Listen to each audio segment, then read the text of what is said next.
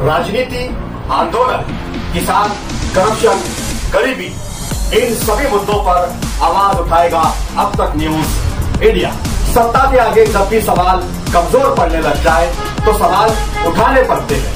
बोल के लफ्ज आजाद है तेरे, बोल के सच जिंदा है अब तक।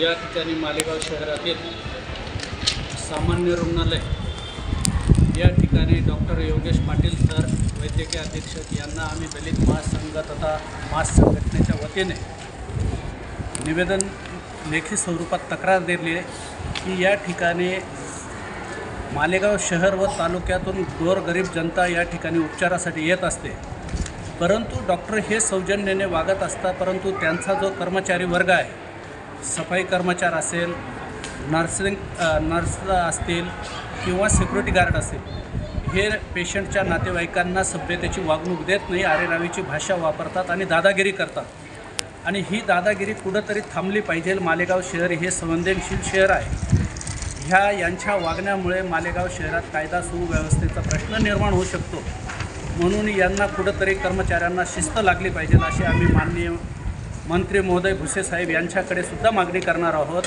आणि मंत्री साहेबांकडेच याची तक्रार करणार आहोत। आम्ही अपेक्षा करतो की मालेगाव शहरात शांतता भंग होऊ नये, ह्या कर्मचाऱ्यांचा मुजोरपणा आणि दादागिरी थांबली पाहिजे। आलेल्या पेशंटांना सौजन्याची वागणूक मिळाली पाहिजे आणि सन्मानाची वागणूक मिळाली पाहिजे, हीच या ठिकाणी अपेक्षा करण्यासाठी या ठिकाणी आलेलो आहोत। जर ह्या प्रशासनाने त्यांना शिस्त लावली नाही तर मालेगावची जनता जशास तसे उत्तर देऊन ह्या कर्मचाऱ्यांना शिस्त लावण्याचा प्रयत्न करेल, असं मी या ठिकाणी इशारा देतो। दलित महासंघाच्या वतीने व सकल मातंग समाजाच्या वतीने मी संजीवन वाघ, माझे कार्यकर्ते रामदास शिरसाट, दगा आयरे, दिनेश चव्हाण, चंद्रकांत वाघ, मुकेश वाघ व इतर कार्यकर्ते आणि याच्यासोबत कुठला भेदभाव न पाळता संपूर्ण मालेगाव शहरातली वैतागलेली जनता ह्या प्रश्नाच्या पाठीशी उभी राहील अशी अपेक्षा करतो। पेशंट एक ॲडमिट असतो पण त्याच्या मागे पूर्ण परिवार परेशान असतो, बरोबर। आणि अशा वेळेला आपण एक कर्तव्यदक्ष अधिकारी म्हणून आपण जे वरिष्ठ अधिकारी आहात, डॉक्टर स्टाफ जो आहे हा अत्यंत सौजन्यपणाने आपलं कुटुंब प्रमुख म्हणून सगळी रुग्णांची सेवा करत असतो, परंतु आपल्या खालचा जो कर्मचारी स्टाफ आहे, सिक्युरिटी गार्ड असेल, नर्स असतील, ब्रोदर असतील, साफसफाईवाले कर्मचारी असतील, ह्या लोकांनी ज्या नातेवाईकांना पेशंटच्या नातेवाईकांना जी वागणूक दिलेली, यांना असं वाटायला लागले की आम्ही इथं कर्मचारी नसून ही आमची बापदाद्याची जागीरदारी झालेली आहे। म्हणजे जो अहंकार आपल्यासारख्या वरिष्ठ अधिकाऱ्यांना पाहिजे होता तो तुम्हाला नाही, परंतु ह्या खालच्या कर्मचाऱ्यांमुळे काय होतंय सर की ज्या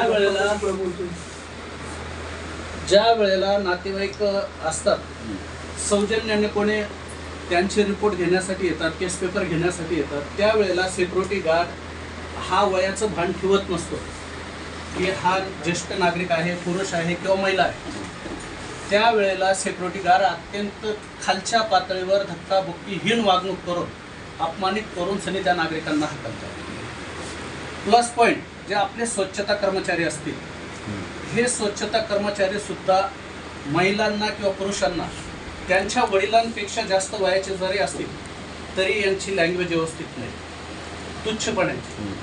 काल मी स्वतः ॲडमिट होतो इथं आपल्या हॉस्पिटलला, आणि ॲडमिट करण्यासाठी त्या ज्या सिस्टर्स होते त्या बाबतीत मीच आपल्याकडे तक्रार घेऊन आलो आपण ॲडमिट करायला। म्हणजे मुद्दा माझा नाही, बरोबर, मी माझ्याहून अनुभव घेतो की सर्वसामान्यांना कशी, बरोबर। आणि काय होतं की ज्या वेळेला एखादा इमर्जन्सी जरी पेशंट असेल तर मग आता ही नवीन नियम लागू केला, नातेवाईक असेल तरच ॲडमिट करून, म्हणजे नातेवाईक येईपर्यंत एखादा पेशंट मेला याची जबाबदारी कोणी घ्यायची। दुसरा विषय असा की ज्या शिकाऊ नर्स आहेत, आमची संघटनेच्या वतीने आपल्याला वरिष्ठ अधिकारी म्हणून एक विनंती आहे की ज्या शिकाऊ नर्स असतील, ब्रदर असतील, यांना त्यांच्या वैद्यकीय शिक्षणाबरोबर थोडी शिस्तीची शिकवण लावली पाहिजे की त्यांच्या आई बापापेक्षा वयोवृद्ध जरी नागरिक असतील तर त्यांना बोलण्याची पद्धत नाही, उद्धट भाषेत बोलतो।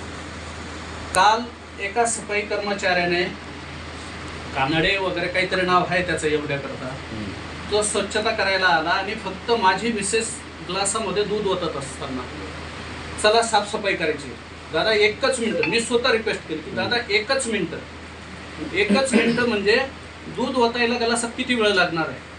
1 मिनिट पण लागणार. त्याचा शब्द निघताच पळा म्हटल्यावर हे शक्य होईल का?